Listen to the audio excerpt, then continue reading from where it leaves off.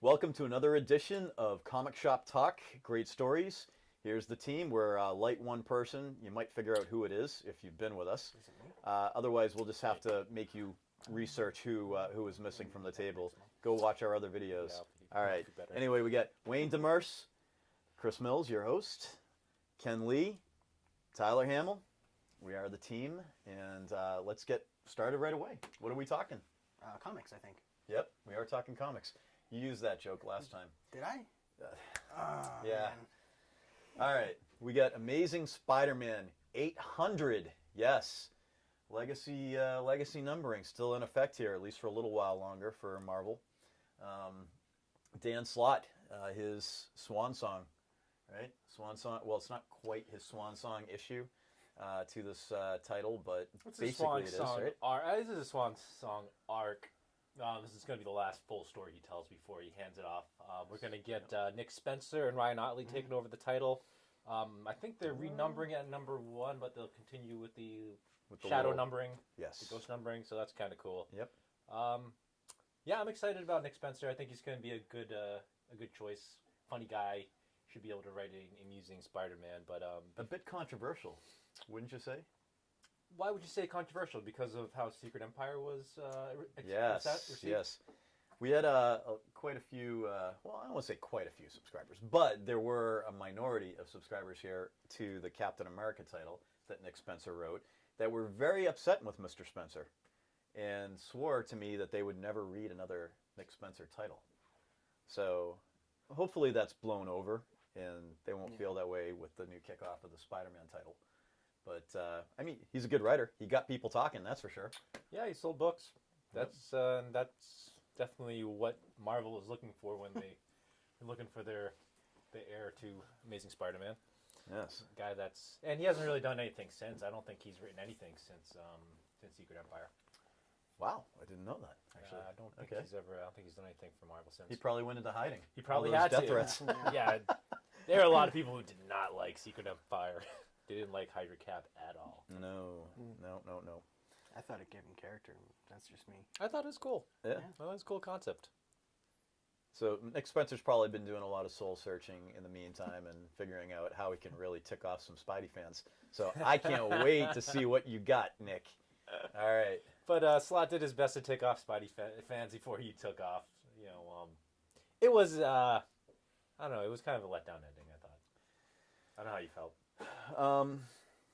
Yeah, well, I mean, truth be told, we did discuss this a little bit before filming here, and we were kind of marveling, no pun intended, yeah, all right, pun very much intended, at all of the terrible puns, I should know, that were chock full, in the pages of this book. So, yeah, it was kind of. It was almost cringy. There are a couple of moments where like I felt like the puns are just too far. There's at one point, the Red Goblin punches this guy through the belly, and then Spider-Man shows up and he makes a joke about, "It looks like you don't have the stomach for this. I got 2." I mean, this is a professional writer. These guys are getting paid big money to write this stuff. That's right. That's right. I don't know. It didn't feel like it paid off in the way that I was hoping to. It was an extra large issue. Mm-hmm. Was it 80 pages? Oh yeah, it was a beefy. It was a very beefy read. I look at $10. $10. $10. $10 for the pleasure to read this. Now, granted, they give you the page count. Like it's big enough where you don't feel like they're skipping out. Right. But still, a lot of this book felt like it was fluff. I felt like a lot of it was going through the motions, trying to hit some classic Spider-Man beats, like the glider, like Spider-Man using the glider trick again. Yes. And there's even the acknowledgement from certain characters, like, oh yeah, classic move, that kind of thing. Like you're just like, oh, eye roll.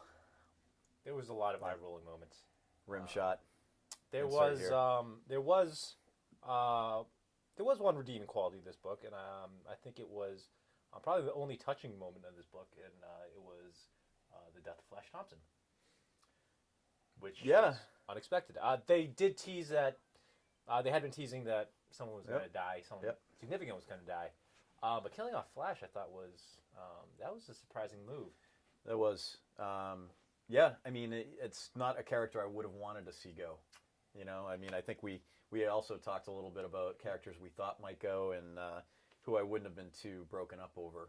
But I mean, so well done with Dan Slott there. You know, he definitely surprised some of us, I think, with that choice. There's a character that really, was heroic in all senses. Absolutely. You kind of thought that was going to go to somebody who may have messed up and needed redemption. I was personally pushing hard that Jay Jonah was going to be the one that eats it. Yep. And I was close, man. I was so close. Yeah. I don't know. What'd you guys think? Did you have you read it? Yeah, I skimmed through it. It was. I mean, I haven't really been able to keep up with the entire arc, but just by itself, it did feel a little bit like excessive, like with trying to draw out kind of some of the comedy. Okay. Which is a staple of Spider-Man There's really titles, nothing right? I can say that hasn't Spidey already titles been said. are always filled with. But it's comedic usually a lot more moments. clever. You know? Yeah, it's a lot more witty. Yeah. It just felt It's- lazy. Exactly. It's almost like they're like, all right, we've got 80 pages of puns. Like, let's Yeah. go. And they stayed up all night, and by like the 7th hour, they're just like, how about this? Yeah, good enough. Throw it in. You know. Yep. Yeah, I feel like They had for like a book this pun thick, randomizer that they kept hitting on the computer. You know, like, just oh, there puts we go. We'll use that pieces one. of puns together. Yeah. Or Do you guys they're- feel like it was a chore to read though? Well, Because they- I felt like at times, I flipping the page. Yeah, another parts. page, It was a another slog page, to you get know? through at parts. Yeah, you almost a little skipping bit. ahead a couple of pages. Like, okay, where's the next like piece of action? A lot of the dialogue just felt like it was unnecessary. yeah. Yeah. Like it was just in there to pad out the page count. Right. No, they did that, but I did notice that I think there were less advertisements in it. But I felt like there was a lot I think more relative to the content. page Now, number, yeah. content doesn't necessarily mean good or quality content, Right. but there was content. There in was there. content. Yep. And I don't think I'd be curious. I'll have to go and look like at a previous issue just to see how many full page ads you're getting compared to this book. Right. You know, especially when you're hitting $10. I mean, it's 2 comics. At least on the flip side of this, you did have a lot of good artwork. I mean, Yeah, I like the cover. who's the artist on this book?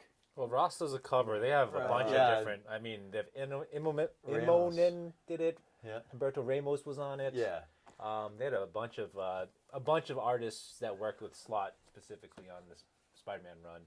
Yep. Contributed to this, and they put out this in 1 month. It was on regular schedule, so Yep. Solid symbiote artwork going on there, Yep. though. I mean, especially panels that featured Venom. I was very pleased with. Some really stellar shots there. When of I some of s- the characters. When I was looking at the artwork, all I kept thinking of is, what's the movie going to draw from? Because there's some quality stuff there. And whenever I see the trailer for the movie, I'm like, I hope they're not done rendering.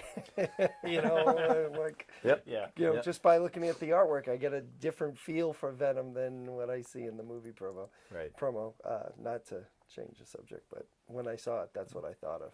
Okay. Interesting. I think the same thing actually a lot when I read Venom. Like, this would look really cool in the movies, and then you see the trailer, it's like, that's not How does done. it translate? Yeah. Right. Yep. Well, we'll be talking about that, I'm sure, in the near future. One thing I did notice about this, and I might have mentioned it to somebody here, but I noticed, like, over this arc, or maybe it's even preceding this arc, but the way they're drawing Aunt May is almost kind of like a blend between really old nanny type And Aunt May, and then the Marissa Tomei, like, let's glamorize her up a bit. I mean, she's got this like seriously like Hollywood hairdo going on. Yeah, she's more it's like like hip grandma. a hip yeah. grandma. Like, oh, like that's my huddy grandma. Like she was real something back in the day, type of thing. Like you can tell. And I'm just like, wow, okay.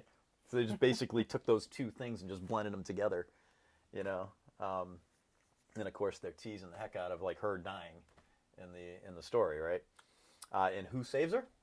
Yeah, none other than Venom, Eddie Brock. Well, actually, I was Shocker. thinking more Doc Ock. Oh, no, I was thinking Octavia. MJ. Yeah, I'm sorry, Doc right, Ock, Doc Ock yeah. saves. I'm sorry. Yeah. So Yeah. yeah, Doc Ock saves May. Venom saves MJ. Yes. Yes. I think Exactly. the interpretation of Doc Ock Yeah. art style is interesting. The superior Yeah. Spider-Man. Yeah, it yeah, is. it's just- Exactly. I like it. Yep. Yep. It's different. It's funny too because this actually pays homage to a bit of Spider-Man history. At one point, Doc Ock almost marries Aunt May. They're Yeah. they're a romantic couple for a Yep. while there during the I believe it's during the 70s or the 80s. Yep. Yeah, they got married almost got married at one point. Yeah, funny stuff. It just reminded me very Deathstroke-ish, his body lines and stuff. Oh. That was an interpretation I saw when I was looking at it, and I'm like, okay. Didn't pick I like up how on they that. I'll have to look at introduced that him again. with that cell where just you see the tentacles coming through, which I thought that was pretty that was cool. You know, right away you're like, Yeah. I know those things. Those I tentacles. think it's interesting that it looks like they might give Doc Ock a push as a hero. That's right. Yeah. The Spider-Man kind of drops that like little insinuation, like where do we go in the future here with you, Yeah, type of thing, you know. And so, yeah, maybe there is something to that. yeah. Peter basically says, "Hey, we're even." Doc Ock has been trying to reform himself and prove that he can be more. Yep. So yeah, I think that'd be really interesting if they brought him back in. I know Superior Spider-Man was, I mean, I really enjoyed Superior Spider-Man, and I would love to see it come back with Doc Ock filling in as a Spider-Man. Yeah. I'm on board. We have a bit of a cliffhanger here. So the Red Goblin is defeated. He's soundly defeated by Spider-Man. Potentially destroyed. It seems like, we don't know. It's kind of open, but what they left real wide open was with Red Goblin Jr. Goblin Child. They gave him a name, and it was That Goblin name, Child. Oh, It was, again, it just felt lazy, right? oh yeah. Oh, yeah. You know, I don't have a last name. Oh, we'll just call you Solo.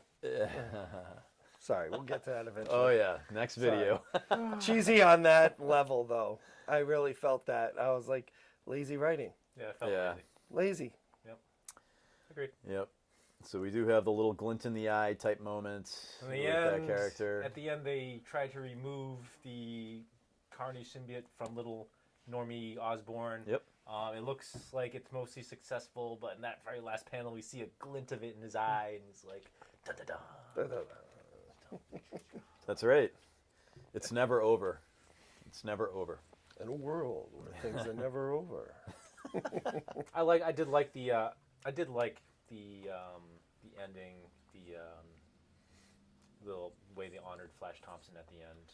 This is a guy was that nice, was yep. a wounded veteran. I mean, this is a guy that commanded a lot of respect within the community. Not even as Anti-Venom, but just as Flash Thompson. Yep. So it was really nice, very very touching moment. Probably to me is the redeeming thing of this issue. Overall, I liked the go down swing storyline, but I think they really did end up stretching it to make this 80-page, 800 spectacular, a $10 book. Right. And you wonder though too if they had more time to develop the storyline instead of like, maybe they felt like it was the rush up to 800, right? Yeah. You have to have the big momentous thing happen in 800. Yep. So maybe that's a reason why they stretched this out. But they also, at the same time, probably cheated the development. Because at the end of the day, yeah, there's a lot of pages here, but they were on a real time schedule to kind of close this out, right? And so I don't know, maybe we just kind of didn't get to see what could have been, and we just got a half-assed version, basically, just all in the name of an $809.99 book. I'm not sure. Granted, I think there's going to be some fallout to this. Marvel has been very good about honoring the storylines, the continuity of previous creative teams, and carrying that forward. So when you close out an arc and close out a creative team, you're not getting some kind of like reboot, so to speak, in the old sense where what came before doesn't count. There is fallout, there is continuity. So it's definitely worth reading. I mean, certainly for the rest of the series, should definitely check it out. Just a little disappointing to see it end the way it has. We'll see what the wrap-up is. 801 is going to be technically the very last Dan Slott issue. And then, of course, you get the renumbering after that with Nick Spencer. So we get 2 months before we see that one, I think, right? Yeah, I believe so. Okay. So moving along, we're going to talk, a love of mine. We haven't really talked a lot of Punisher on the show in the past. I usually try Not to comics-wise. comics-wise, because I try to steer away from it because I know that it's basically going to be like the stereotypical thing for me to want to talk about. So I've been trying to not do that. But, I can't help it. We got Frank Castle in the War Machine armor. And I was a bit of a skeptic at first. We're entering into a second story arc. Basically, for those of you who haven't been following along, there's this despotic leader in Eastern Europe who is going to get his hands on some nukes. And Nick Fury comes to Frank Castle. This is all post-Secret Empire. Comes to Frank Castle and says, I have a mission for you. I need you. Because you're getting the dirty work done, basically. You're a dangerous man, and I need a dangerous man for this mission. And he puts in his hands Stark technology. James Rhodes, of course. Also, for those of you who have been not keeping score, actually, James Rhodes is dead. Captain Marvel's former flame, I guess you could say. Yeah, he got killed by Thanos, right? Killed by Thanos, that's right. And so the War Machine armor has been not used. It's been, I guess, retired, so to speak. And Nick Fury basically hands it over to Frank Castle and says, I need you to do this mission. Frank Castle always is going to complete the mission in spite of what happens. In this case, Fury decides, abort mission. Things are going sideways. You need to pull out. No, that's not going to happen. Frank Castle risks it all, including potential nuclear war, in order to complete the mission. And, well, as you can, might surmise, that's not going to make very many people happy.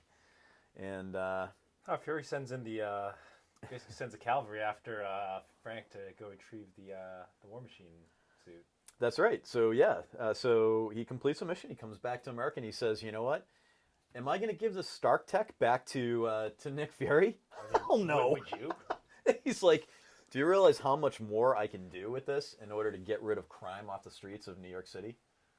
Wow. Yeah. He's like, "I'm gonna go ham on the criminal underworld," and he does. And that includes a nice little opening of the new arc where he goes into a bar and takes out a bunch of C-list bad guys, but then tries to actually go after Bullseye. He almost has Bullseye in his sights, and there's irony for you. And but then it's Captain Marvel who intercedes because she's not too happy that Frank Castle's going around in her ex-boyfriend's outfit, wreaking havoc. So it made for a very interesting opening arc. Yeah, it's tons of action. I mean, obviously it's Frank Castle in the War Machine outfit, right? There's going to be fireworks, and they don't hold back at all. Nope. Tons of action in this book, and really fun read so far. I mean, I'm enjoying the heck out of it. And they, towards the end of the first issue, you're like, oh my gosh, how is Frank going to get out of this one? They brought out, how many heroes was it that they gathered to take him down? Like 20. Well, it's Frank Castle in a War Machine outfit, right? You bring the whole team. You don't leave anyone behind. What's funny about this is that Frank, at first, he doesn't. There's like a feeling out period where he doesn't really know how to use the suit.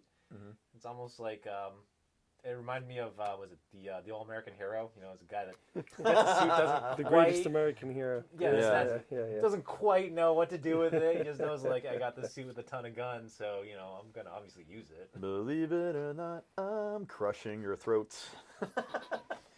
Yes, but the roster of heroes, though, I found it kind of interesting. There were a couple I didn't recognize here. Can you? I mean, like who's that guy? Oh wait, that's Spider-Man. Never mind. Yeah. I mean that's Tigra, that's Beast, Cannonball, Thing. I guess that's Patriot. Patriot. Is it Patriot or is that U.S. Agent? It might be U.S. Agent. Like I thought that guy couldn't walk. What happened? I don't know. Hercules, Ms. Marvel, Spider-Woman, Quake, Luke Cage, and Falcon. That is a lot of superheroes. That's quite a roster there. So yeah, you're thinking like, things aren't looking good for Frank, but where there's a will, there's a way, and yeah, I mean, you'll have to read the issue to He find pretty out much what happened. single-handedly just demolishes this whole entire squad of superheroes. I thought it was a pretty random group, right? I mean, like, I don't know how they rounded up this ragtag group of guys. Very eclectic bunch. It's a lot of like it as a Punisher fan. It seems like a lot of first encounters. I don't think I've ever seen, first of all, Frank Castle and Carol Danvers tangle. I could be wrong, but I don't think so. They don't really operate. I mean, like Frank's really more of like Tigers? he's really more of like a street level superhero, right? Exactly. He usually fights street level crime, whereas Carol's out patrolling the universe. Exactly. So that's why it was kind of like odd to see these matchups, happen. Him throw down with these people. I mean, you do have a lot of interactions that he has with other street level characters, like the Daredevils out there. Mm-hmm. Spider-Man, he's had plenty of encounters with. Yep. But Tigress, like, has there ever been? I never remember these two in a comic together. I don't know why some of these guys got called in either. Yeah, makes a lot of sense. So very interesting. I mean, this is only the second issue in the arc, but yeah, a lot of fun so far. Definitely not lacking for action. Yeah, and they got great covers. Clayton Crane covers. They're all beautifully drawn. I'm really digging the design of the War Machine too, because it really does a good job incorporating both elements from the War Machine outfit and the Punisher outfit. Yeah. Yep. It's still got like the skull imagery going. Yep. But the all black suit's really just badass. And it all almost seems like it's fitted in a different way than they would have had it on James Rhodes, right? Yeah. Which would have been more like a bulky, bulkier, So that's pretty cool. The other thing that was addressed here, it kind of brings up, cuts some old wounds open again, and that's the whole thing of how Frank Castle was utilized in Secret Empire. So it's not just that Frank Castle has the War Machine armor and he's wreaking havoc. It's the fact that Frank Castle was a traitor, because he threw in with Cap's Hydra in the Secret Empire, and he has to answer to this, which is from again Marvel continuity standpoint. Although I'd like to forget that, I was very upset that they went that direction with the character. It's good that they're actually addressing, maybe the wounds that were caused, the scars from that decision are now coming back to actually haunt Frank, and how is he going to answer to that? I mean, supposedly the writers say that he will address that whole thing in his decision, but we haven't seen it yet. We've seen is just basically a reaction and his attitude back to the heroes going like, yeah. I don't care what you have to say, Yep. but apparently he will address it. So I'm kind of interested to hear when Frank speaks on that, what his reasoning is. I don't think, honestly, I don't think he cares, right?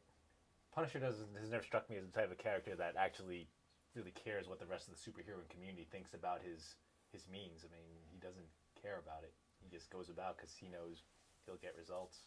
Right, but I think at the same time though, he has a very strict code. He does. That he follows, Sure. and so, maybe he doesn't owe an explanation to everybody else, but to himself, does it reconcile with what he believes his mission to be? I don't think. And I think that's the kind of interesting I think, him throwing in with Cap during the Secret Empire was totally in line with his character. He's never been one to say like, hey, I believe in law enforcement. I believe in this side or that side. I believe in the side that gets the results. Yeah, and Yep. say what you will about Hydra Cap, he was getting stuff done. He was, and there is a history there of Frank Yeah. Castle honoring Steve Rogers. Like Yeah. I remember he actually refused to fight Steve Rogers. He let Steve Rogers kick his proverbial ass. And I remember back in the '90s because he would not lay a hand on. He had too much respect for Cap. Because I think he sees Cap very similar as a man that doesn't, he doesn't bend on his beliefs. He holds pretty resolutely to his beliefs. So I think Frank respects that greatly in Cap.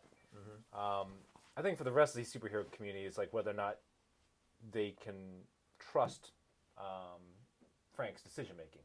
I think beforehand, they would allow him to operate as he does because you can trust that even though they don't agree with his tactics and how he does stuff, he's still doing it for the right reasons. But now that they've seen his his error in deciding to throw him with Cap, maybe now it's like, well, okay, does he really have all his stuff together? Is he really making good decisions? Right. But I don't think he cares. He doesn't care. He Obviously. probably doesn't. Well, I'm sure we'll find out within 3 or 4 issues here when before the arc meets its end what Frank's got to say about it all. But anyway, yeah, a good read though, so check it out. You definitely won't be wanting for action.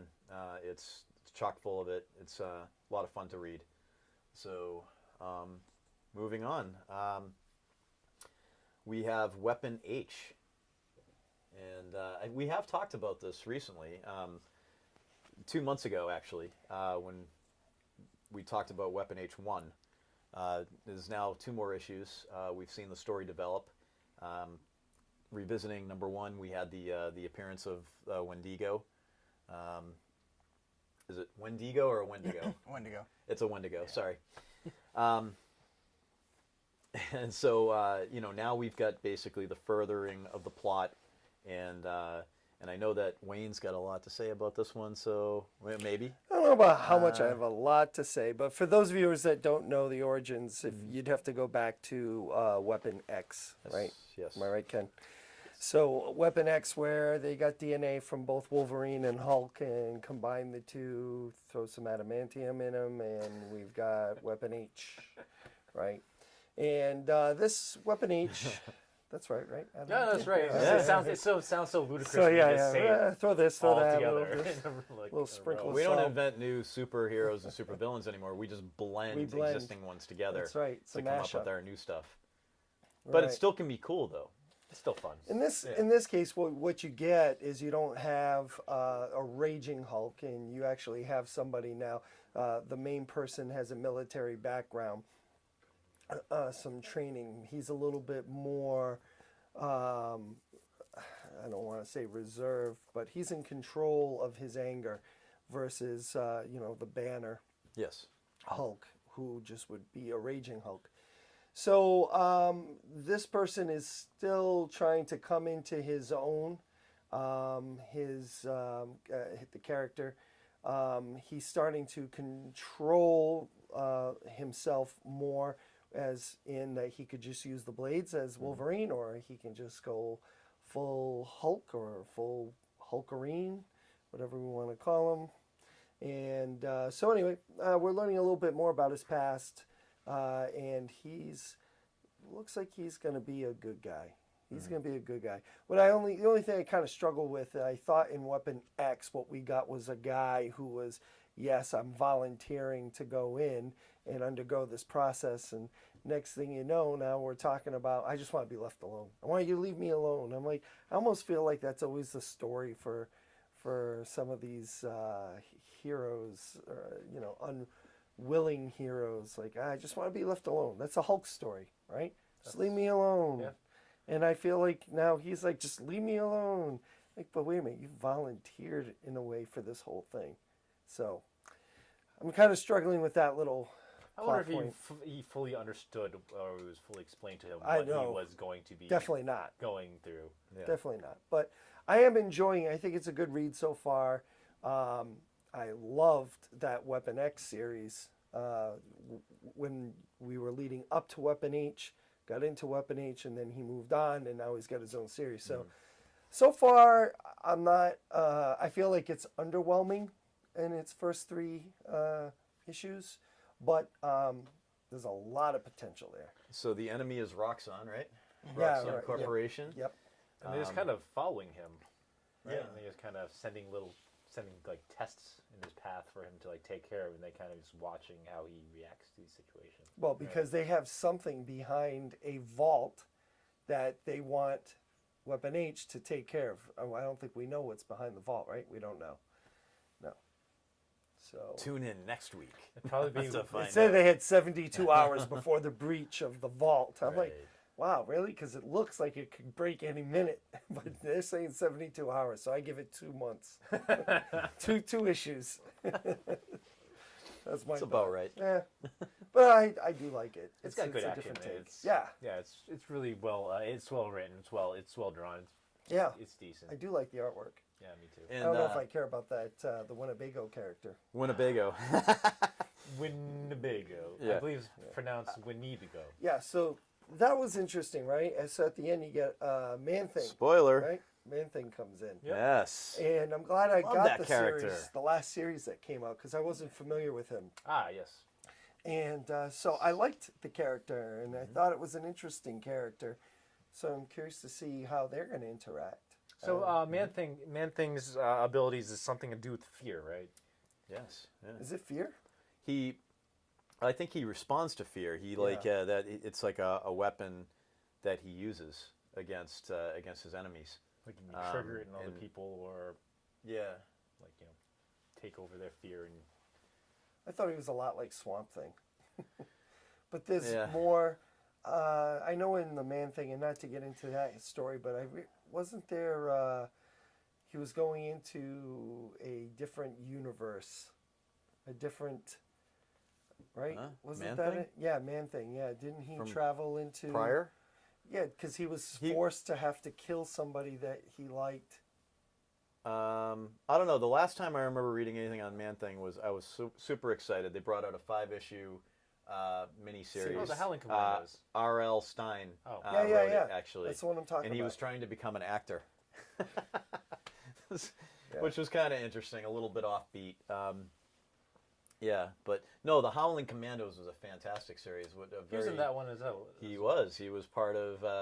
He was part of the Howling Commandos. It was a wonderful series, short-lived but very, very good. You should pick that one up and trade. That was a lot of fun to read. But yeah, I don't know. I mean, was I haven't- talking about the one you just brought up, the R.L. R.L. Stein one, Yeah. Yep. You know, any time I can get a little bit of Man-Thing in comics, where he's like a real main character, I'm eating it up because it's. Well, obviously, Guys I've- love eating Man-Thing. yeah. Obviously, I still have a little catching see what up you to did do there, with that Ken. character. But Is it not the laziest name? I mean, like that must have been just like a joke coming out. So like, yeah, we'll call him Man-Thing. It's like, no, seriously, we're gonna go with I that. think when was he Is created? Man-Thing and Was it Swamp the Thing both a 50s, Marvel 60s, property? No, he's probably created in the 70s. 70s? He's a Okay. 70s character. wait a minute. Now, is Man-Thing and Swamp Thing still a Marvel? They're both Marvel. Swamp No. Thing is DC, actually. So there you go. Yeah. Man-Thing is really just a takeoff on Swamp Thing, don't you think? Possibly. I don't know which came first. I want to say that Man-Thing actually came first. Really? We have our producer is actually working diligently, typing into his phone furiously with his fingers to find out for us if Man-Thing or Swamp Thing was the first character. So Either that or he's texting. we'll get back. Yeah, he could be texting. Or I could easily look it up as well. But anyhow, it's the Weapon H story. Wayne's a little underwhelmed. I'm enjoying it. I'm enjoying it. I think it's been a good read so far.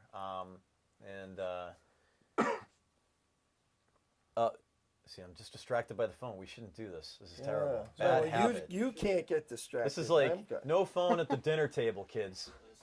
So we have an Man-Thing had a 2-month edge on Swamp Thing. Oh, there we go. 2 months. Marvel for the win. I'd put money Yes. that Brandon 2 would months. still say Yes. that Swamp Thing came out first. I mean, somehow a character leaked. I I'm betting this is kind of like one of those Hollywood things where, you know, one studio gets wind of like, say a volcano movie, and we're going to call it Volcano, so another studio has to rush out Dante's Peak.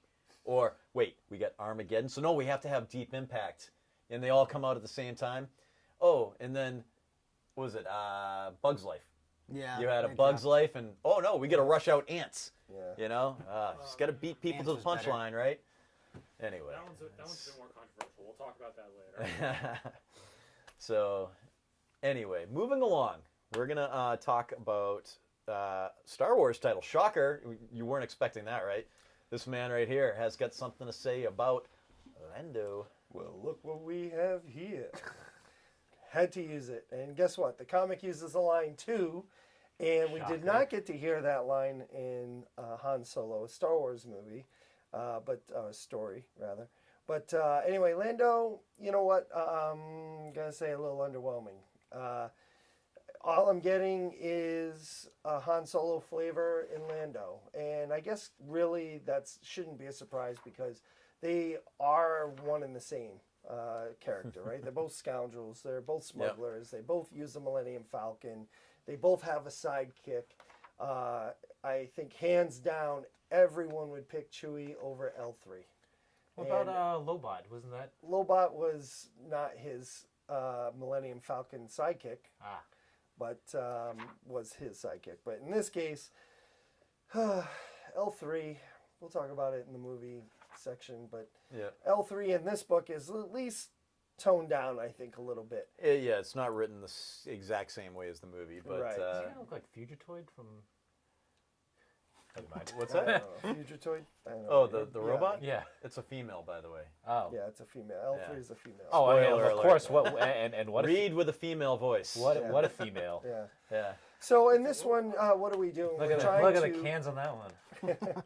We're trying to, for the storyline goes that we've got to hire Lando for his skill set to help bring guns to people who are being held against their will on a planet. And, that's basically the whole story. Can we hire Lando? How do we get him involved? Mm-hmm. So far, so good. Is this supposed to be a 5-issue storyline? I do you think know? so. I think it is a 5-issue. Yeah. Yep. The thing that's interesting that our readers may want to know is we're getting the Lando of Donald Glover. We're not getting our, Yeah. I was The about to Billy say. D. So no Billy D. I know No our Billy D. post-production team will give you a much better picture than what I'm showing you right now. So on it's this. but it's a good story. We'll see where it goes. I'm sure that we'll end up with an interesting story when it's all done. And kind of like the first when Marvel started throwing out the Star Wars series again, where they had lots of 5-issue stories.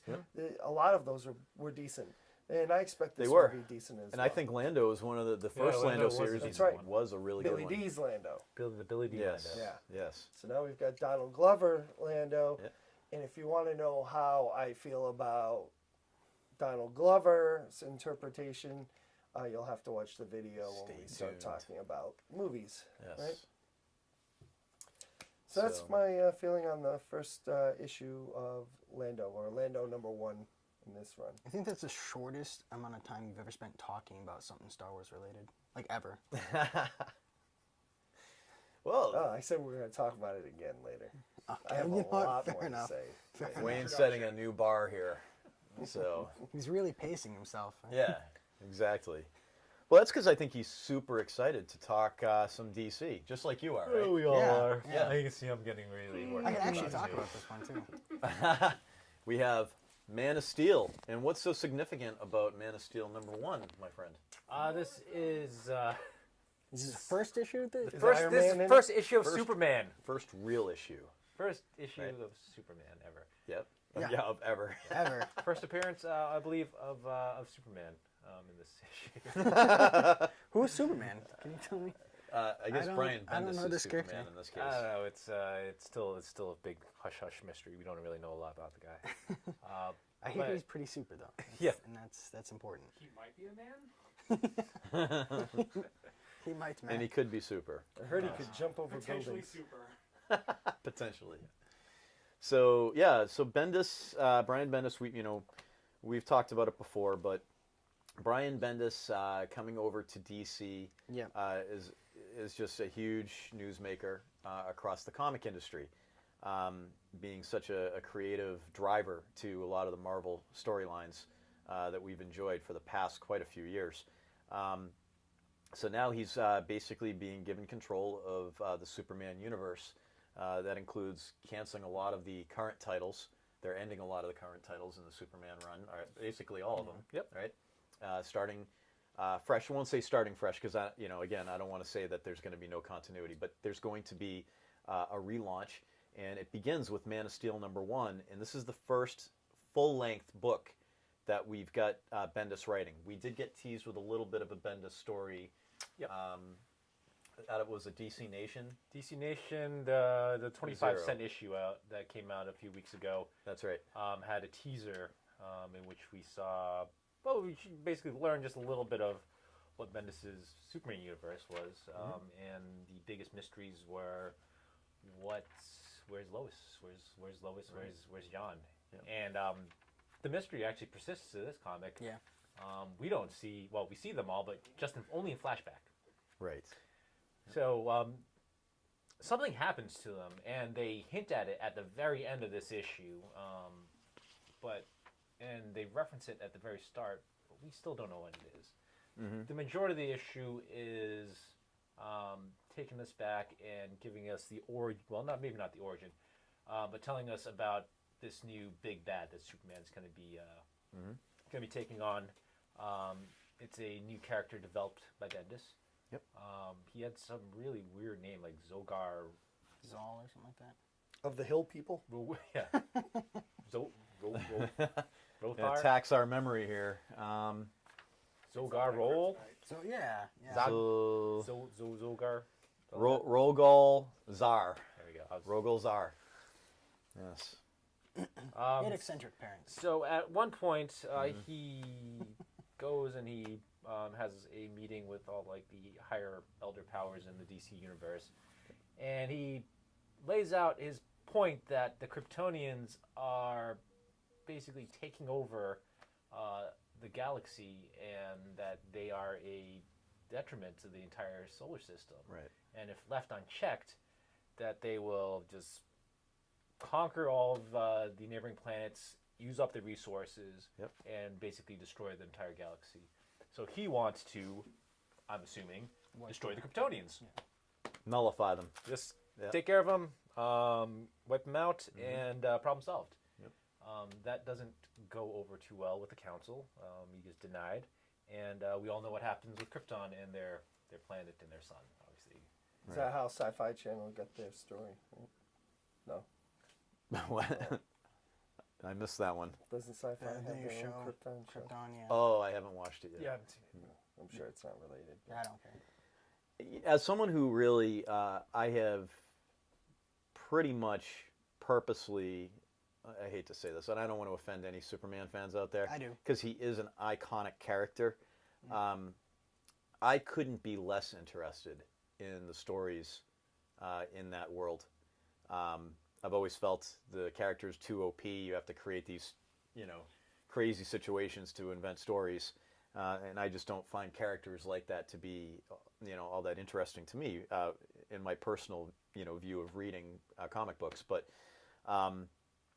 Bendis, has driven me to actually want to read this just because I'm just so curious as to, how he drives a DC story with basically a tentpole character and a cast of characters, I should say.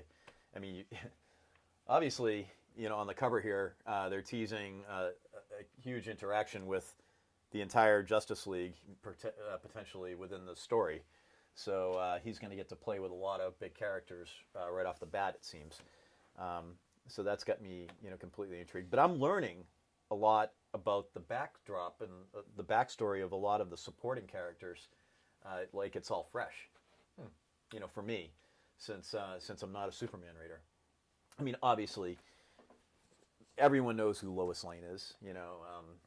I grew up with the old movies, with Christopher Reeve movies and everything like that. So I know the Jimmy Olsens. I know the Lois Lanes. The Perry Whites. The Perry Whites, exactly. But, you know, so but you know, as far as on the page goes, this is really my first true experience. I think with it's these kind of. characters. Actually, I think this is the very first Superman comic I've ever read. Wow. God bless you, So- producer guy. Thank you. So when we talk Superman, you talk Batman, you talk Justice League. Yep. I always go back to so I personally am old enough to go back to The a first black issue? and white TV series. I forget the guy's first name, but his last name was Reeve, not Reeves. George George Reeve. George Reeve. Yeah. And that was my Superman, which I liked. And then I loved Superman the animated series, Batman the animated series. Then it was Justice League, JLU. So I loved all of that. You bring up one point, which is Superman is OP. That's why we have a mutual fan that likes to call him Duperman or something along that, right? Because he just Stuperman. Stuperman. He doesn't like Superman.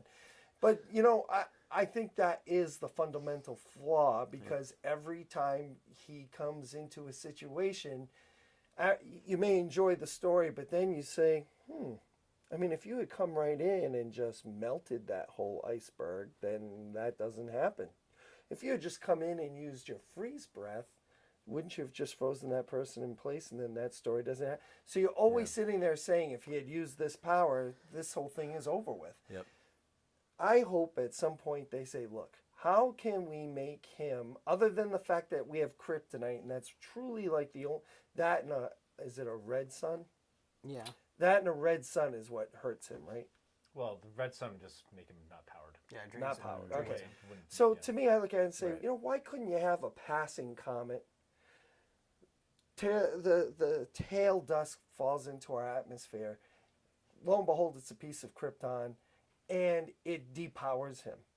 So maybe in some way, now he can't be strong all the time. He actually can exert all of his energy and then just, you know. So this was almost exactly the storyline for the New 52 Superman. Really? At one point, he's depowered. Yeah. He gains his power. It's like basically a flare. So basically, he creates like a solar blast, and it basically drains all his superpowers. It drains all the energy he stored in his Kryptonian cells. And while his powers are recharging, he's basically a normal dude. I like that. Yeah, it was an interesting take on him. Yeah. But it was like that was literally done like 3 years ago. So Well, I just look at it and say if you could make this more of a, it just tones him down, or you should somehow. you would like that series. You should go back and read Yeah. Go read it in the end trade. of the New 52, not the very beginning. I think it was towards the end of the run, somewhere around like the 30s. They had this arc called, I think it was Truth and Lies, I think it was called, but probably dig that. But to me, if you're gonna say a guy's OP, and I agree with Yeah. you, But that's the you know, point, though. if you He could is- bring him, the problem is that, quite honestly, I know he's one man. He's only one man, but he could take care of probably half of all the problems. And I agree with you. And I think this is the problem I have with these books too. Is that like in this one we have the same thing where Superman is dealing with like thugs, like petty criminals. Yeah. Yeah. It's like, Yeah. dude, you could literally solve so many problems if you focused, your powers on, solving important stuff. Right. But instead he's worrying about, pickpockets and. That's why we got Batman, and well, Yeah, I mean, he doesn't. that's need to be DC doing that. world. He We might don't have a new Spider-Man love anymore. interest though in this one. Didn't they kind of tease a little bit there? Well, Or he's at still least- married to Lois, so I mean, He's married to Lois, but there was Okay. there is a new character, and Bendis does bring in. He's. I think that's the thing that I'm got a- really excited for is that. Don't tell me all men are dogs, even Kryptonian men. oh, actually, it's not on his part. It's more on the Oh, other yeah, it's person's definitely part. It's definitely on her part. Yeah. Okay. She is the Yeah. one doing Yeah. the flirting. Yeah. Okay. And then making comments after he leaves, and then Is it quickly realizing, Melody oh, he Moore? could hear that. No, she had some ridiculous name too. It was pretty generic. Yeah, she's like, gosh, She's a fire chief. fire Yeah, chief. yeah, That's yeah. it. Yeah. Her name is Melody Moore. Well done. Thank you. Thank you. Anyway, I she's know a her. hot redhead. Yeah. Is it hot And because she's a fire chief? Yep. That's funny. That's exactly why she's hot. Kind of like Tyler, hot redhead. Chief. That one's for you, Jasmine. But No so one- anyway, no one I knows look who at that it is. She saying actually that's a watches these. problem. Oh, good. Superman is, I feel like, a problem in their universe just because he's so darn overpowered. Agreed. you Right. know? Yeah. And so It's hard to that's write. not to knock. It's hard to knock DC when it was written in a different time, Well, it was. and right. and then it morphed into he had more and more powers. Yeah, right? when he started off, I mean, he was just a ball. Well, he's just like a strong man that could jump really far. Yeah. And yeah, he was right. fast. Yeah. And had like impenetrable skin, but Yeah, like he right. didn't have a lot of the invulnerability. You couldn't fly. You didn't have X-ray vision or Yeah. lasers coming out of his eyes or cold breath. All that stuff was added on afterwards. Right. But you need to have someone like that that can take care of like the really, that's when you get your really big like world-ending type characters that Yep. can come in. Oh yeah. Like yeah. when Doomsday comes in Yeah. and threatens to destroy the world, there's only one guy that can stop them. Now we got this new, I forgot his name, Rogolzar. Rogolzar. Rogolzar. Rogolzar. So we got this Just guy call who's him like a Rogol. galaxy. Yeah, Don't make me look it up again. the guy's he's a galaxy. He's a civilization killer. So Yeah. he's obviously coming. Well, he's coming probably for Superman, but he lives on Earth, so Earth's just kind of collateral damage at that point. So who can stop him? Rolo. Yeah. Who can stop Rolo? So, Marvel has their version of Superman too. But Hyperion? he's not really as well known. He's called the Sentry. Oh, But him. he's also crazy, which makes that character a lot more interesting to me than Superman is, because he's got the Void personality, right? Yeah. And he's a former drug addict too.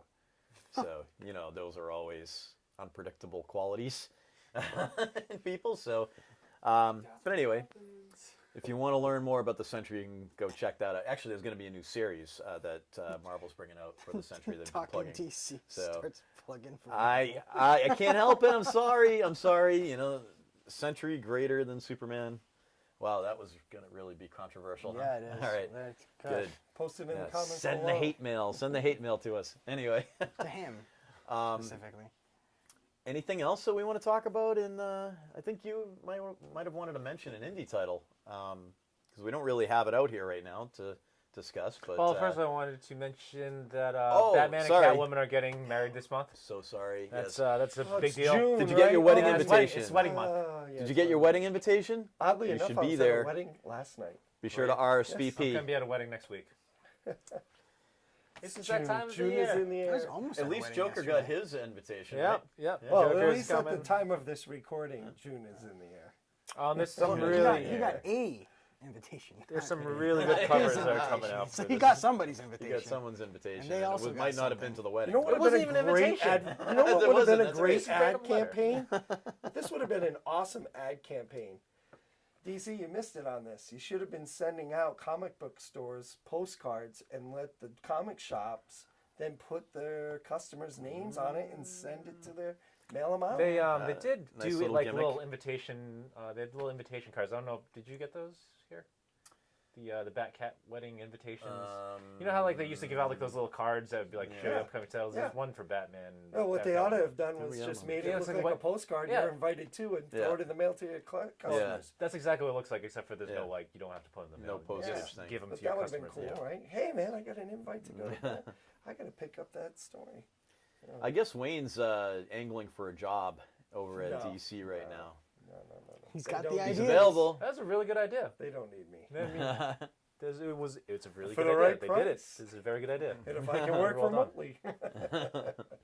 And if you forgive him You his can work from right here. his You're Star basically Wars doing reading, the we know business that's now. not owned by DC. Anyway, okay. Anyway, carry on. I think you had something more to say.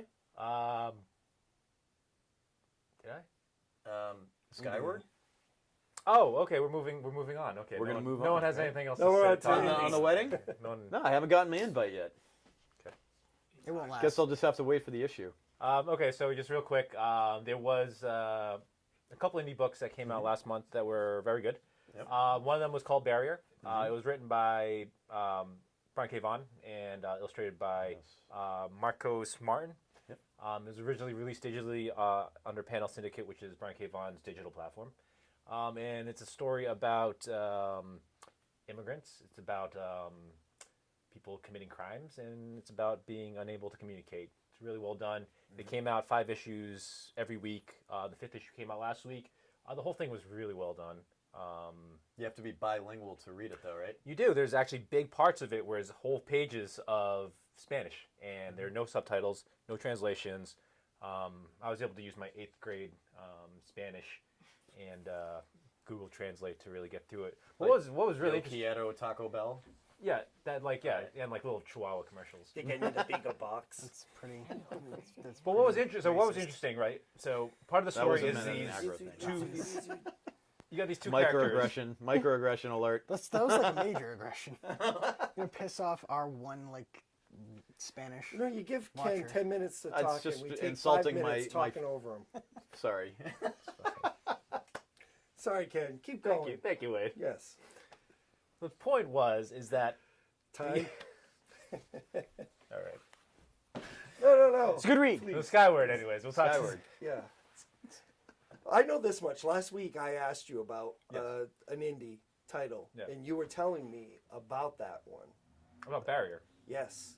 So what I thought was really interesting by the end of Barrier, So it's done now. it's done. 5 issues, arc's complete. Okay. Weekly releases. Towards the end of the day, so at the beginning, no one can talk to each other. You got a woman from Texas that only speaks English. You got a guy from I think Honduras that only speaks Spanish, and then you have aliens that only speak alienese. Is that the official language? Yeah, I believe the official language is alienese. Peanut Gallery. Shh. Keep going, So Ken. at the beginning, no one can communicate. There's just like no one can talk to you. I can't. This guy can't talk to her. She can't talk to them, and everything's just going to hell. And by the end, they've worked out a system of communication, and they're able to overcome the barrier, which is their language communication barrier, and then they actually understand each other, what they've gone through, what their history is, what brought them to the current situation, and why they're actually more alike than they are apart. Very. I love that idea. I think that would even translate in, no pun intended, translate into a great movie. It's really cool. It reminded me of the movie Crash. Oh, yeah. Great Where it's movie. just like, a bunch of different movie. stuff, and like, Yeah. it's like, you almost felt like, okay, how do these people connect? Yeah. And each of these characters have their own backstory. They carry with them their own troubles, their own demons, and they all have their own dreams. And then towards the end, they can break down the barriers of language and actually communicate on another level, and that allows them to understand and then move forward in a amicable fashion. So Barrier, really good. The other book was Skyward. I want to talk to you about real quick. It's on the 2nd issue. Really fun book. Premises that at some point the laws of gravity are just they just disappear. So just one day everyone just starts floating up, and it's this big deal because a lot of people didn't make it, and they're just orbiting Earth, and there's this there's a ring around Earth of just Feces debris and dead people and other stuff, and everyone's like, they either tethered the to the keys to my ground car? or they Reminds have. me of an episode of Gotham, Really? season 1. Yeah. Anyway. Oh, That was- right. Yeah. So in that storyline, creepy. they kept this guy would go around and inflate some type of balloon and hook him up to the bad guy, and then just let him fly Let away. 'em go up. Yep. Yeah. Right. Send people up into orbit. Yeah. To That's their right. I deaths. forgot about that. Tim would be proud of me that I saw that episode. Anyway. So Skyward, yeah. Yeah, it was good. Alright, So what about the main character is this girl who was a baby when the event happened. Her father was a scientist, and their mother was one of the casualties when the event happened. She ended up flying out to nowhere. Now, the girl, as she grows up, she learns to adjust to this new world, and she's actually very good at just maneuvering around the world without gravity.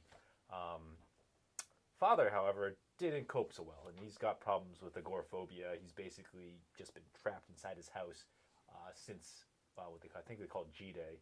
Yeah. And by the end of the 2nd issue, the father says, "Hey, I have the answer to the gravity problem. I know how to bring gravity back." Girl basically blows him off and goes find his old partner. And there seems to be some intrigue between the old partners. There appears to be some bad blood, maybe some backstabbery. I'm not sure. But it's been a really cool read so far. Very interesting premise, really fun artwork, really good kinetic drawings, and I would recommend that if you're looking for an indie title to read. Now, you also recommended a month back, or we're running out of time. A month back, there was and I bought the first issue because it had a lot of cars. Death Death of of Glory. Glory. Yeah. Yeah, so where are we at? We're waiting for We're still waiting for number issue 2, right? Yeah. that hasn't And come out that's yet. what? Just it's still on time, or It's still coming. It's still coming out. It's coming. I can't It's wait for coming. that one. All right. That was cool, right? You enjoyed that? Yeah. Yeah, Death of Glory. That's a good one too. Yeah. Well, that's all we have for you this time. But please, send us any suggestions on things you want to see us talk about.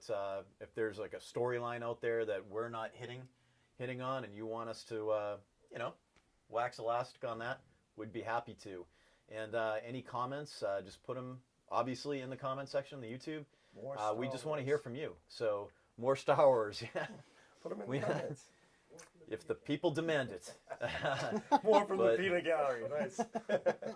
So thank you again for watching. We really appreciate it, and we'll see you again soon.